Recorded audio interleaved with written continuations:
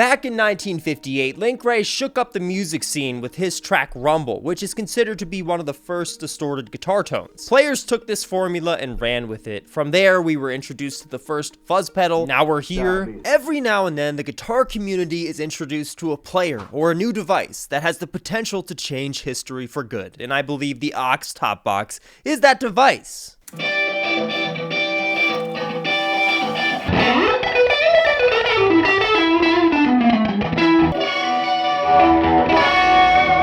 I think I just found my new favorite gadget. Now, since I'm relatively new to the art of recording, there's a couple of pieces of gear in my collection that are just a pain in the ass to mic up. I threw the kitchen sink at this thing. I threw my baritone guitar at it. My wah pedal. All the pieces of gear that I find impossible to mic up. The aux top box just impressed me more and more, so I decided to make this video. I'm taking the next step into becoming completely digital. And I gotta say, the view's pretty nice from up here.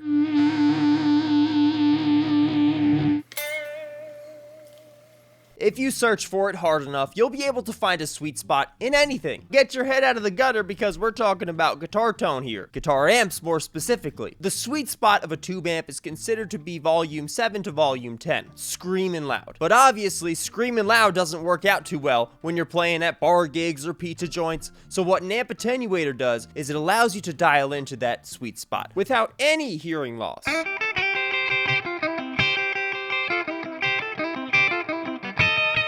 I know every Chuck Berry riff sounds the same, but hear the difference. This is the holiday Chuck Berry riff, because it's close to Christmas. Diabetes. Alright guys, welcome to my crib. I'm not sure of the current count of how many presets we have, but dozens of presets. There's 22 amp presets that are modeled after iconic amplifiers like Marshall, Fender, and Vox. This is what I'd be doing in real life. You got a ribbon mic, a condenser mic, plugged into a Vox looking amplifier. Obviously, it doesn't say the word Vox because that would be copyright infringement.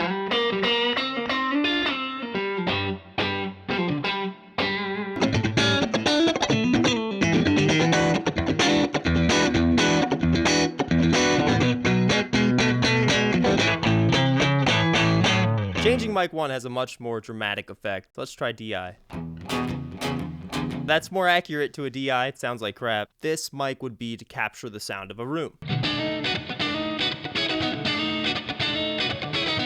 Let's take the Royer 121 ribbon mic, the digital recreation. This microphone alone costs $1,200 to $500. And the fact that I can spend $1,200 on an amp attenuator and have a dozen different microphone presets, it's saving you money in the long run. No matter what level you are, guitar players always want to sound like the icons. Hendrix, Stevie Ray Vaughan. I'm looking at all my posters, thinking of all the tones I've mastered through the years. I'm at the point now of where I can dial in certain amp settings and combine different pedals to sound just like my favorite guitar players. Well, the thing is, this computerized system offers that as well. Except mine is all the years spent trying to nail a certain guitar tone. And trust me, we'll get to that in time. A classic analog versus digital battle. But for now, I'm just trying to bushwhack my way through this digital forest. There's so much content, it's almost overwhelming. As I expected, they have a whole slew of presets for delay too.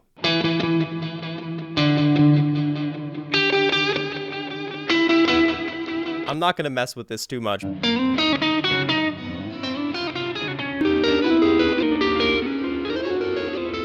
I don't like that one. A common theme throughout this video is me getting carried away, because I've never played something quite like the aux top box, and I began to question the survival of analog equipment in today's day and age. Would someone like you be better off selling your analog equipment for a device like the aux top box? It took me a little bit over 4 minutes to mic up my rig. Not bad. I mean, it was a lot worse a couple years ago. So the windscreen has to be perfect because that blocks the sound waves coming out of the amp, which could potentially harm the ribbon microphone. Even storing this high quality ribbon microphone takes a lot of time. With that being said, let's hear the difference. My authentic ribbon microphone versus the aux top box's version.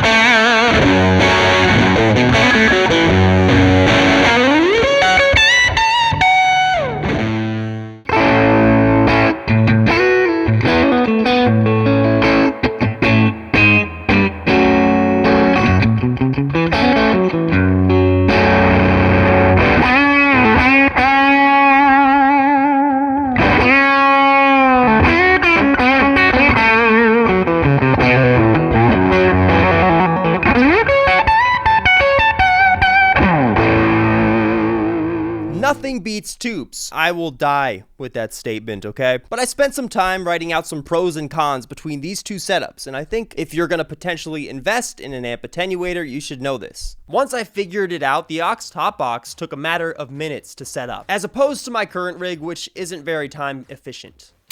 Within a single recording session, I was faced with 3 technical difficulties. All of them probably my fault for not investing in more high-quality equipment. You're all familiar with this feeling. You think you hit record, you start shredding, and it's like a great take, but then you look to the screen, and nothing's recorded. Not recording, you fuck. You know, when you're dialed into volume 7, the sound waves alone are enough to ruin my ribbon microphone. When I'm recording, I can't go past volume 3. With the aux top box, you can experiment with different microphones that sound somewhat like the real thing. In real life, that'll just burn a hole in your pocket. You can't experiment like that, and it takes a lot of research before you invest in a nice microphone. After hearing the results, I think the aux top box has a really in-your-face kind of tone. You can tell it's a simulation of the real thing, but it's a faithful recreation. On top of that, this particular amp attenuator is very user-friendly, and you even have a visual reference of what you're plugging into virtually. With less wires in your setup, I think you get a more authentic sound. That's why I'd pick this live rig over the aux top box any day. But don't get me wrong, it was beyond exciting checking out all the rigs they modeled after famous guitar players. LA Blues Slap, probably a reference to John Mayer, just taking a guess.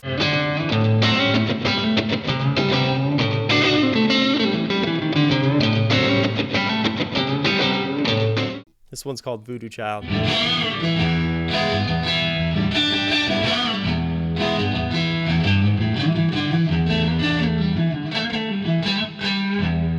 I picked out a few effects pedals that I personally have a really tough time miking up. It had no problem plugging into my fuzz face. Digital sustain!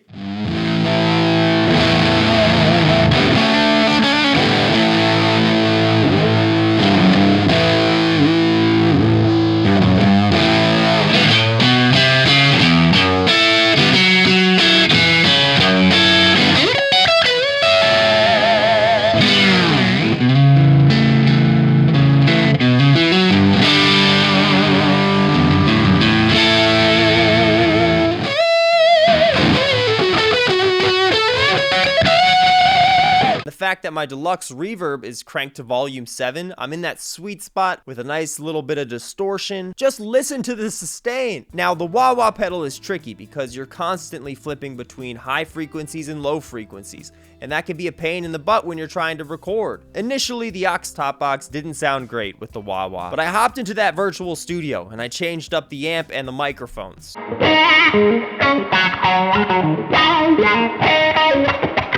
Like listening to a child spew out its first couple of words. I was having a visceral reaction from what I was hearing.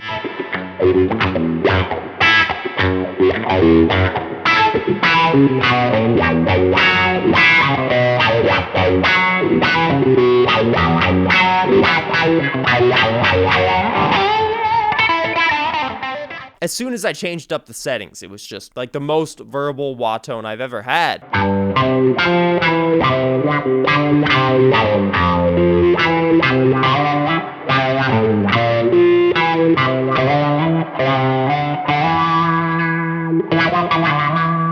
And how could I forget my baritone guitar? This thing is like the Wolfman of my collection. Half bass, half guitar. It's pretty hard to mic up just because of that factor. Naturally, I had to see how it paired with the aux top box. Thank you so much for making it to the end of the video. If I don't see you before Christmas, Merry Christmas, Happy Holidays, and just know, if you see a massive, oddly shaped box under the Christmas tree this year, it's probably a guitar.